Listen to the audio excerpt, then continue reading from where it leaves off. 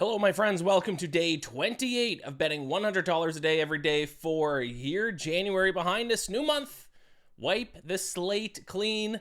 We move forward. Let's have a winning February. We finished off the month of January 2-2 last night for a loss of $3.26. Ended up coming down to the Maple Leafs and Canucks. And of course, the Maple Leafs only win when I bet against them, winning in a shootout. So that brings our year-to-date record to 45 wins, 57 losses, for a loss of $285.13. But that's okay. January's behind us. Let's move forward with February. I have 3 bets for Sunday's slate of games. I got 2 in college basketball, and I got a player prop in the NHL, so let's get into them. My first pick is a $40 bet on East Tennessee State minus 2.5, minus 110 against Wofford. Overall, I just think East Tennessee State's a much better team based on most metrics here, so I'm a little bit surprised they're only a 2.5 point favorite. 41st in effective field goal percentage, 77th in defensive efficiency. Wofford is 169th and 279th in those two metrics.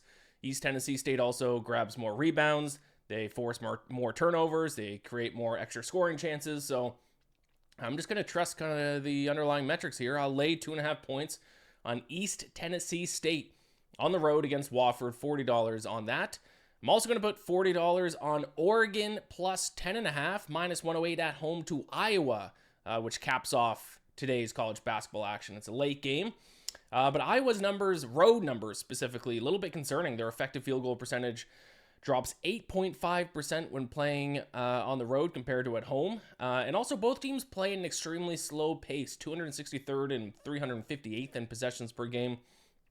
So I think it's going to be tough for Iowa to create as much separation as they need to cover this big spread, especially because they're on the road and especially because both teams play at a slow pace. So you think this game's probably going to have a relatively slow pace. Fewer possessions, fewer opportunities to create separation. So I will take the 10.5 points with the Ducks. Quack, quack, quack, quack. At home, plus 10.5, minus 108. And then I'll wrap things up with a player prop, $20 on Chris Kreider of the Ducks. To record a point at plus 115 at DraftKings. Flirted with maybe betting on him to score a goal. But I think I'm just going to go with record a point at plus 115. He's leading the Ducks in expected goals over the past 10 games at 4.1.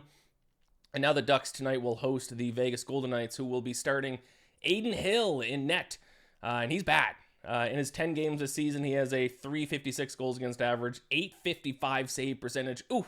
So if that keeps up, the Ducks are probably going to score a handful of goals here tonight.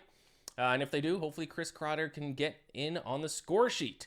At least 1 point plus 115. Those are my 3 bets for Sunday's action. Best of luck to all of your bets. Gamble or bless. And I'll see you tomorrow.